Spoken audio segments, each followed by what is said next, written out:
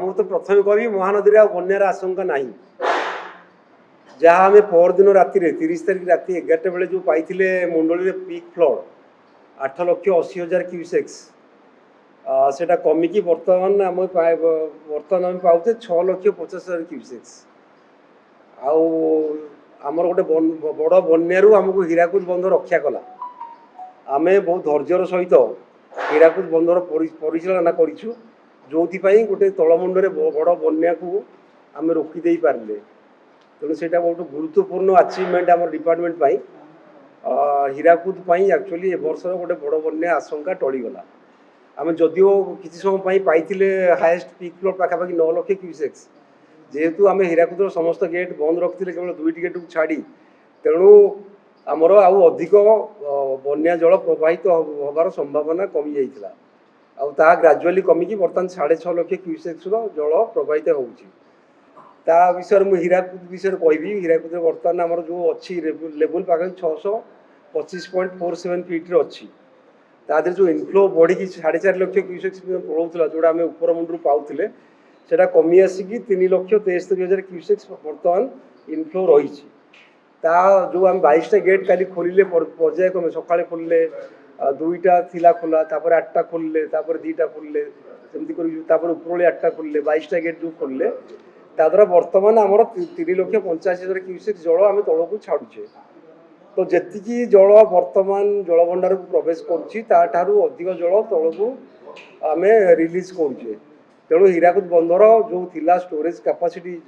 যা রয়েছে 625, সেটা ধীরে ধীরে কমিবাকু লাগিব। আমি আশা করছু 3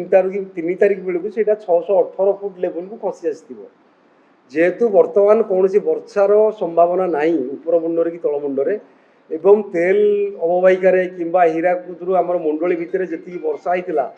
সে জলপ্রবাহ কমি যাই। তেণু বর্তমান আমার মন্ডলী তলকু আউ কৌশি বড় বন্যা হবার সম্ভাবনা নাই। ইভিন ছোট বন্যা বি হবার সম্ভাবনা নাই, কারণ আমার ইয়া পূর্ব বন্যার আমি 6,70,000 ক্ୟୁসেক্স জল অলরেডি মহানদীরে প্রবাহিত হয়েছিল। এইটা হল আমার মহানদীর সিস্টেমর কথা। যাহা জল কালিঠু যাইছি মন্ডলী পাখু তার প্রভাবে কিছু তল অঞ্চল যেটা আমি কইলে বিভিন্ন জেলার যেমতি আমার পুরী, খোর্ধা, জগতସିଂହପୁର ଆଉ କେନ୍ଦ୍ରାପଡ଼ାର କିଛି ଅଞ୍ଚଳ ୱାଟର ଲଗିଂ ହେବ, କିନ୍ତୁ କୌଣସିଠି କିଛି ବ୍ରିଜ୍ ଏମିତି କିଛି ବିରାଟ ବନ୍ୟାର ଯେଉଁ ପ୍ରଭାବ ସେମିତି କିଛି ହେବାର ନାହିଁ।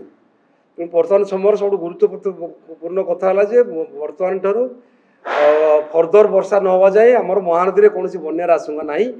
ଏବଂ ଯେଉଁ ବଡ଼ ବନ୍ୟାର ଆଶଙ୍କା ଥିଲା ତାକୁ ହୀରାକୁଦ ବନ୍ଧର ସୁପରିଚାଳନା ଦ୍ୱାରା ଏଡ଼ାଇ ଦିଆଯାଇଛି। सर जोटा कहले एथर देखागला 624 फुट समथिंग पर्यंत आपण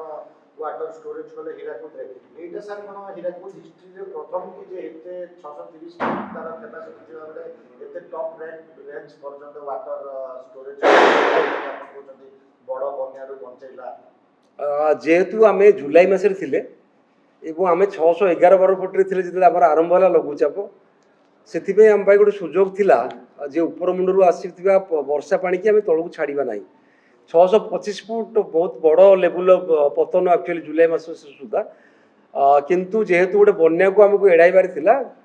ଆମେ ତାକୁ ଷ୍ଟୋର କଲୁ। କିନ୍ତୁ ଯେହେତୁ ଆମର ହୀରାକୁଦ ବନ୍ଧର ଅଲ୍ଟିମେଟ୍ ଲେବୁଲ 630 ଫୁଟ,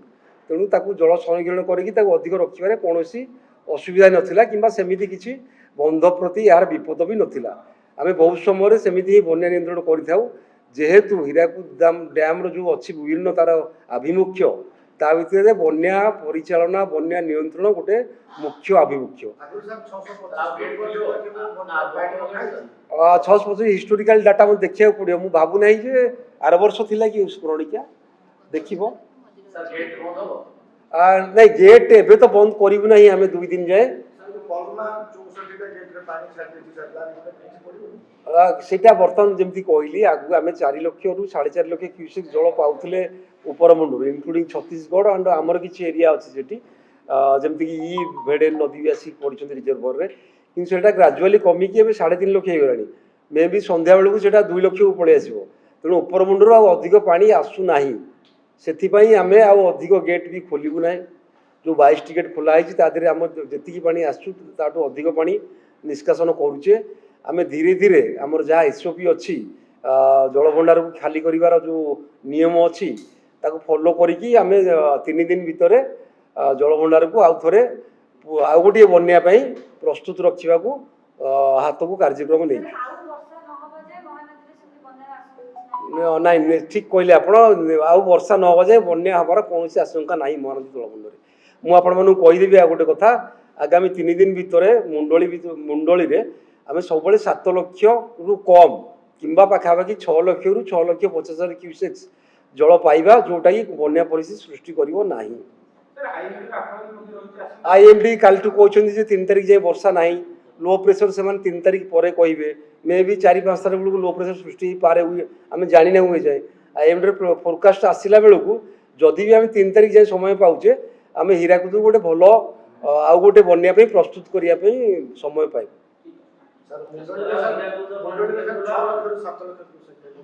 मैक्सिमम 7 लाख तो हम ना 6.5 लाख क्यूसेक्स जल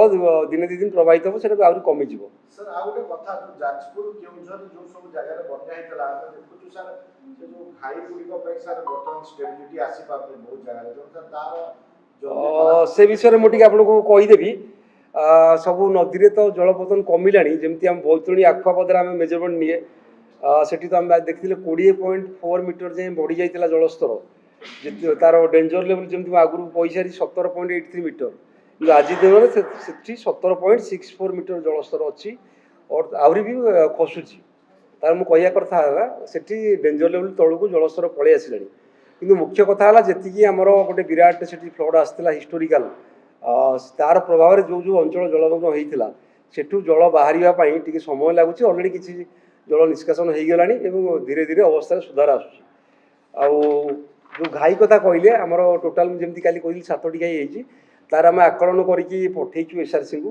सी भी आमको पैसा देवे तैयारी करने आम दिने 2 दिन भितर से कम भी आरंभ करदेबू टेम्पोरारी रिस्टोरेशन आम कहूँ तापर बन्या तार परमानेंट रिस्टोरेशन कार्य हाथ को नि बर्तमान फर्दर फ्लड को फेस करने फर्दर फ्लड जमी घाई आउ कि माने प्रभाव न पकाए तल अंचल आम टेम्पोरारी रिस्टोरेशन कर नेक्स्ट वर्षा पूर्व आम टेम्पोरारी रिस्टोरेशन करदेबू सेमती शालंदी जो कहते आम भद्रक बहुत हाई लेवल रोला 18 फुट पाखापाखि 18.8 फुट पाखापाखि जलस्तर 17 फुट जगह से कमिकी आज सका 13.5 फुट पलि आसी अर्थात पाखापाखि 5 ରୁ 6 फुट जल से कमी जाइए तेणु तार डाउनस्ट्रीम भी बन्यार प्रभाव कमिज आमर बुढ़ाफल तो बहुत तले अच्छी 6 मीटर अच्छी तार डेंजर 8 मीटर गोविंदपुर पाखे सेमती जलकार आमर डेंजर लेवल 6.5 मीटर सेटा 6.4 मीटर अच्छी आउ रेंगाली आम सेफ अच्छु गोटे गेट खोलुचु ताजू से जेहेतु आमर इनफ्लो 1500 क्यूमेक थिला बेले आम तलक 2000 क्यूसेक छाड़ुचु आ 2000 क्यूमेक्स रे कौन बन्या हमार आशंका नहीं ब्राह्मणी रे सर जो कथा आपको घाई को मरामती हो नदी बंध को इंस्पेक्शन करा नहीं हाँ नहीं सेटा आपण शुणु सब वर्ष एटा बाध्य जे आम समस्त नदी बंध को मनसून पूर्व निरीक्षण करूँ आम टीम थाए से तहसिलदार था डिस्ट्रिक्ट एडमिनिस्ट्रेशन लोक था आमर इंजीनियर मान था से सर्टिफाई करती एम्बांकमेंट गुड़ा सेफ अच्छी आगामी वर्षा कि जो घाई है आप जो 2-3टा जगह से मुख्य कारण है